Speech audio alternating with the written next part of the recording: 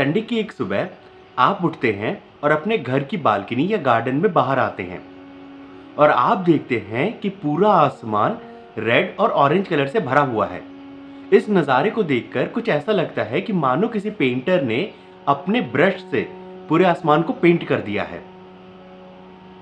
आप इस नज़ारे का लुत्फ उठाते हैं और इनफैक्ट आप कुछ फोटोज भी क्लिक कर लेते हैं। लेकिन जैसे जैसे सूरज आसमान में थोड़ा ऊपर उठता है वैसे वैसे ये रेड और ऑरेंज कलर्स गायब हो जाते हैं और आसमान ब्लू कलर का हो जाता है।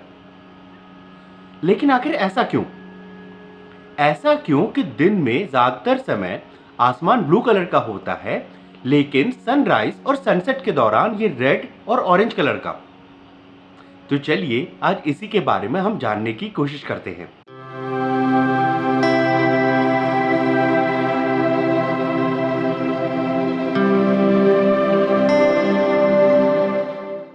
सन से आने वाली लाइट व्हाइट कलर की होती है क्योंकि इस लाइट में हर तरह की वेवलेंथ की लाइट मिक्स्ड होती है। अगर आप इस सनलाइट को एक प्रिज्म के थ्रू पास करेंगे तो आप देखेंगे कि यह लाइट 7 डिफरेंट कलर्स की लाइट में स्प्लिट हो जाती है, जो कि हैं violet, indigo, blue, green, yellow, orange और रेड।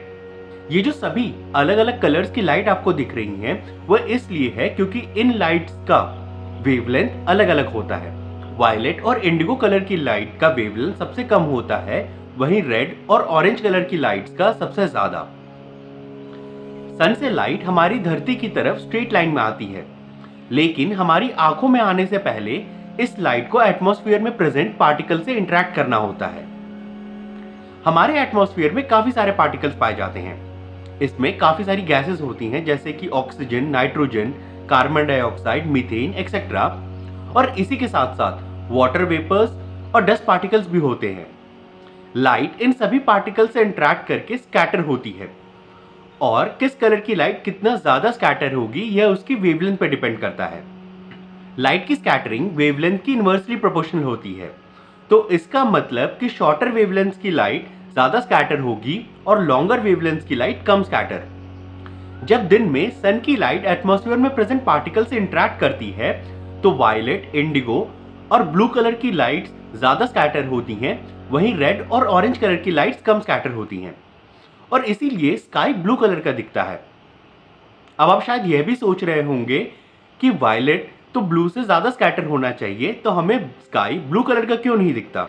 तो ऐसा होता है कि even though sunlight pure white colour की है क्योंकि इसमें सभी वेवलेंथ्स की लाइट मिक्स्ड है, लेकिन सन जो एनर्जी रिलीज कर रहा है वह ज्यादा ब्लू कलर की वेवलेंथ में हो है, इसीलिए सनलाइट में ज्यादा ब्लूज होते हैं और कम वायलेट होते हैं। इसी के साथ साथ हमारी आईज में मिलियंस ऑफ कोन्स पाए जाते हैं और यही कोन्स हमें कलर देखने में हेल्प करते हैं। अब हमारी आंखों में 3 तरह के कोन्स पाए जाते हैं जो कि रेड, ग्रीन और ब्लू कलर की लाइट के लिए सेंसिटिव होते हैं। इन्हीं दोनों फैक्टर्स यानी कि सनलाइट में ज्यादा ब्लू लाइट का प्रेजेंट होना और हमारी आईज का ब्लू लाइट की तरफ ज्यादा सेंसिटिव होना मिलकर स्काई को ब्लू बना देते हैं। लेकिन सनराइज और सनसेट के टाइम पे सन की लाइट को एटमॉस्फेयर के ज्यादा बड़े सेक्शन को क्रॉस करना होता है। ज्यादा बड़े सेक्शन का मतलब हुआ कि एटमॉस्फेयर में सनलाइट को ज्यादा पार्टिकल से इंटरेक्ट करना होगा और इसकी वजह से शॉर्टर वेवलेंथ वाले कलर्स की लाइट बहुत ज्यादा स्कैटर हो जाती है, यानी कि वायलेट, इंडिगो और ब्लू इतने ज्यादा स्कैटर हो जाते हैं कि हमें ये दिखते ही नहीं है। इसके ऑपोजिट इवन दो रेड और ऑरेंज कम स्कैटर होते हैं, लेकिन एटमॉस्फेयर में ज्यादा पार्टिकल्स से इंटरेक्ट करने की वजह से ये इतने ज्यादा स्कैटर हो जाते हैं कि हमें स्काई रेड और ऑरेंज कलर का दिखने लगता है। तो इसका मतलब ये हुआ कि स्काई का कलर सन से आने वाली लाइट के कॉम्पोजिशन, हमारे एटमॉस्फेयर में पाए जाने वाले पार्टिकल्स और हमारी आईज की लाइट सेंसिटिविटी पे डिपेंड करता है। अगर हम किसी और प्लैनेट पे रह रहे होते जहां का स्टार किसी और कलर की लाइट में ज्यादा एनर्जी एमिट कर रहा होता और हमारी आईज किसी और कलर के लिए ज्यादा सेंसिटिव होती, तो फिर हो सकता है हमें स्काई बिल्कुल अलग ही दिखती। So that's it for today's video. Thanks for watching and stay curious.